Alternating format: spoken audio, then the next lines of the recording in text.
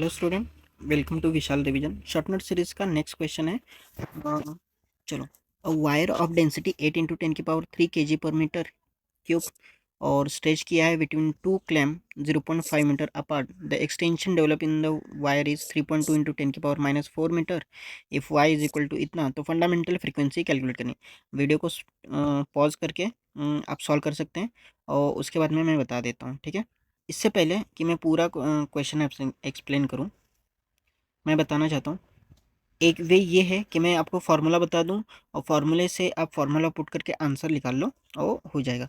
लेकिन जैसे कि 2025 का जो हमने देखा है कि फार्मूले से काम नहीं चल रहा है, तो मैं हर चीज़ तुम्हें एक्सप्लेन कर देता हूँ और उसके बाद में हम सॉल्व करते हैं। तो पहले देखते हैं जो चीज़ें हमें ज़रूरत है। फर्स्ट थिंग, जब हम मैकेनिक्स में मॉड्यूलस ऑफ इलास्टिसिटी ये टॉपिक जब पढ़ते हैं, तो यहाँ पे हमें यंग्स मॉड्यूलस पढ़ाया जाता है, ठीक है। यंग्स मॉड्यूलस में force upon area is equal to Y into delta L by L. Delta L क्या है, चेंज है, और एल क्या है, लेंथ है। दूसरी जो चीज़ है, जब हम वेव थ्योरी में आते हैं तो वहाँ पे ट्रांसवर्स वेव पढ़ते हैं, ठीक है। तो ट्रांसवर्स वेव में क्या होता है, देखो, ये तुम्हारा एक एंड फिक्स होता है। एक पूरा ये रॉड मान लो जिसका मास m है, लेंथ l है, इसका मास भी होगा, लेंथ भी होगा। तो यहाँ पे जो वेव ट्रैवल करती है, ट्रांसवर्स वेव मतलब तुम्हारी जो वेव इसमें ट्रैवल करेगी उसकी जो स्पीड होगी, तो वी ट्रांसवर्स हम निकाल देते हैं √T/μ। टी क्या है, टी है तुम्हारा टेंशन जो इस रॉड में डेवलप होगा, जो तुम्हारा टेंशन आएगा वो टी है। और म्यू क्या है, मास पर यूनिट लेंथ।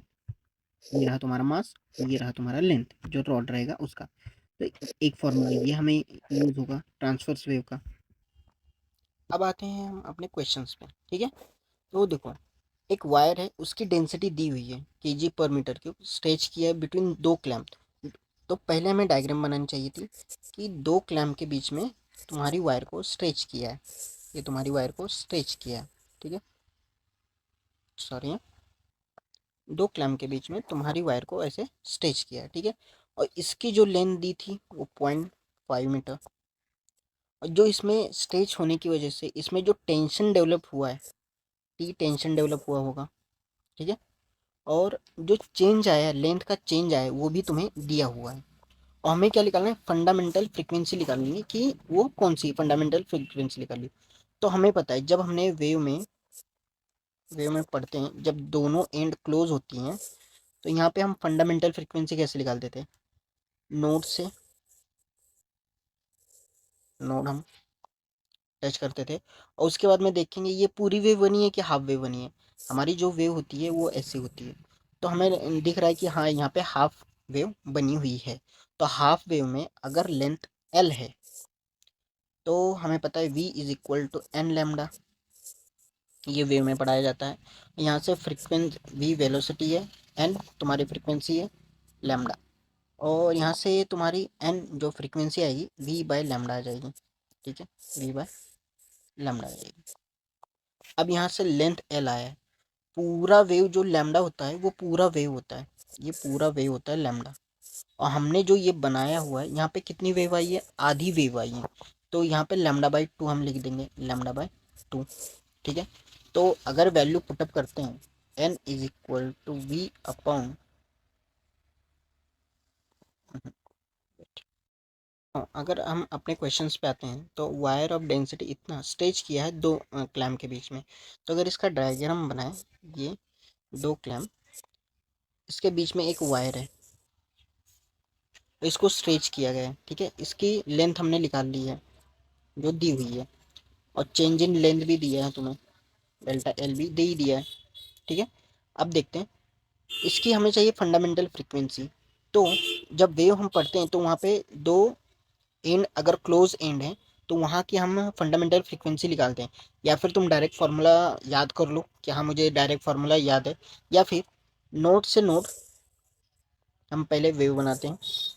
तो पूरी वेव अगर देखी जाए तो ये होती है तुम्हारी पूरी वेव, जिसकी लेंथ एल होती है लैम्डा।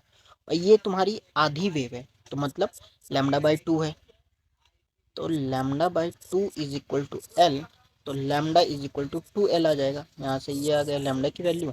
और हमें एक चीज़ पता होती है, v is equal to n lambda frequency, तो यहाँ से फ्रीक्वेंसी आ जाती है तुम्हारी v बाय लैम्डा, और लैम्डा की वैल्यू हमने 2l निकाली है, तो v बाय 2l ये आ गई फ्रीक्वेंसी, जो हमारी फंडामेंटल फ्रीक्वेंसी है जो हमें निकालनी है। अब हमें किस किस की वैल्यू चाहिए, एक तो v की वैल्यू चाहिए और लेंथ है हमारे पास। अब जो वेव में आपको बताया मैंने, वेलोसिटी, ट्रांसवर्स वेलोसिटी जो होती है वो होती है under root T by mu, और म्यू क्या था, मास पर यूनिट लेंथ। ओके, हमारे पास सब फॉर्मूले आ गए। ये फॉर्मूले तुम याद भी कर सकते हो या फिर मैंने ऐसे निकालना बताया, टाइम जाएगा लेकिन निकाल लोगे। ठीक है, अब क्या क्या चाहिए हमें, एक तो टेंशन चाहिए और म्यू की वैल्यू चाहिए। म्यू की वैल्यू कहाँ से आएगी, मास और लेंथ से। लेंथ तो हमें पता है लेकिन मास की वैल्यू नहीं पता है। ठीक है, तो अब नेक्स्ट देखते हैं हम कि जो फ्रीक्वेंसी आ गई तुम्हारी वो आ गई 1/2l, ये वैल्यू यहाँ पे मैं पुट कर रहा हूँ, रूट टी बाय म्यू। ठीक है, म्यू को हम लिख सकते हैं मास बाय लेंथ। ठीक है, ये तुम्हारा मास, ये ऊपर लेंथ चला जाएगा मल्टीप्लिकेशन। ठीक है, अब देखते हैं, सबको पता है density is equal to mass upon volume, ये होता है, तो मास को लिख सकते हैं डेंसिटी इनटू वॉल्यूम। अब ये तो रॉड था ना, ये रॉड रखा हुआ था ऐसे, तो इसका वॉल्यूम क्या आ जाएगा, ये है तुम्हारा एरिया, ये है तुम्हारा लेंथ, एरिया इंटू लेंथ, तो यहाँ से mass is equal to rho area into length, ये आ जाएगा तुम्हारा। तो मास की वैल्यू पुटअप कर दो, 1/2l under root T into L by mass की value rho into A into L. Modulus of elasticity में मैंने तुम्हें बताया था force upon area is equal to Y delta L by L, यहाँ से फोर्स है ये। तो तुम बताओ, ये जो दो पोल के बीच में तुम्हारी वायर है, जब स्ट्रेच होगी तो इसके बीच में टेंशन जो डेवलप होगा वही ये फोर्स है ना, वही स्ट्रेचिंग में ये जो स्ट्रेच हो रही है उसी की वजह से तो हो रही है। तो इसी फोर्स को हम क्या मान लेते हैं, मान के लेते हैं वो होती है, यही फोर्स जो होती है वो टेंशन फोर्स होती है, उसी की वजह से वो स्ट्रेच होता रहता है। तो यहाँ से टेंशन की जो वैल्यू आएगी वो आएगी area Y delta L by L, ये वैल्यू भी यहाँ पे हम पुटअप करेंगे। तो यहाँ से जो तुम्हारी फ्रीक्वेंसी आ जाएगी 1/2l under root area Y delta L by L, यही है, और यहाँ पे एक एल था और नीचे हम रो ए एल, एक एल से एल कैंसिल, एरिया से एरिया कैंसिल। ठीक है, बचा गया तुम्हारा 1/2l root Y delta L upon L zero, ये तुम्हारा फाइनल फार्मूला है, या फिर इसे याद कर लो। याद करने की सलाह तो दूंगा नहीं मैं, तुम्हें निकालना ही पड़ेगा। अगर इतना टफ, इतना लेंथी क्वेश्चन आता है तो निकाल के। अब यहाँ पे तुम्हारे पास लेंथ भी है, यंग्स मॉडुलस भी है, चेंज इन लेंथ भी है, डेंसिटी भी दी हुई है और लेंथ भी दी हुई है, ये पुटअप करके तुम आंसर निकाल सकते हो। देखो मेरे पास एक अप्रोच ये था कि मैं ये डायरेक्ट फार्मूला लिखता, वैल्यू पुटअप करके तुम्हें आंसर निकाल के बता सकता था, लेकिन ये सारी चीज़ें मैंने इसलिए बताई हैं कि तुम्हें याद रहे कि तुम्हें उस फॉर्मूले तक पहुंचना कैसे है। वो वे तुम्हें अगर पता होगा, वो रास्ता पता होगा कि मैं उस फॉर्मूले तक जा सकता हूँ, तो यहाँ से वो कैसे भी घुमा के कुछ भी पूछे, तुम अपना नया फार्मूला बना सकते हो हर टाइम। तो ये प्रोसेस थी, आई होप आपको समझ में आई होगी।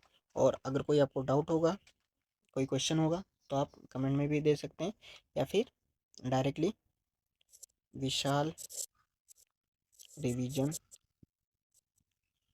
.in यहाँ पे भी आप सब कांटेक्ट कर सकते हैं। ओके।